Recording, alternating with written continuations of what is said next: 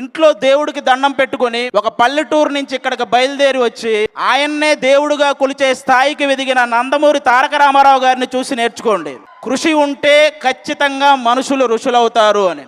తన 90 ఏళ్ల నిజ జీవితంలో గాని 70 ఏళ్ల నట జీవితంలో గాని ఒక చిన్న మచ్చ కూడా పడకుండా ఎదిగినటువంటి అక్కినేని నాగేశ్వరరావు గారిని చూసి నేర్చుకోండి. విజయం ఎంత ముఖ్యమో వినయం కూడా అంతే ముఖ్యమని. తెలుగు సినిమా ఏ స్థాయికి వెళ్ళినా అల్లూరి సీతారామరాజు అనే సినిమాకి ఒక స్థాయి ఉంటది. అలాంటి గొప్ప చిత్రాలు తీసి అలాగే ఏదైనా సినిమా ఫెయిల్ అయ్యి ఆ ప్రొడ్యూసర్ కి తిరిగి డబ్బులు ఇవ్వాలి అనే ఒక సంస్కృతిని తీసుకొచ్చి పెట్టిన సూపర్ స్టార్ కృష్ణ గారి గురించి ఆయన చూసి నేర్చుకోండి. విజయాలకు పొంగిపోకూడదు, అపజయాలకు కృంగిపోకూడదు అని. అలాగే ఇంటికి వచ్చిన వాడు శత్రువైనా సరే వాడికి ముందు అన్నం పెట్టి ఆ తర్వాత మాట్లాడాలి అనే మంచి మనసున్న కృష్ణరాజు గారిని చూసి నేర్చుకోండి.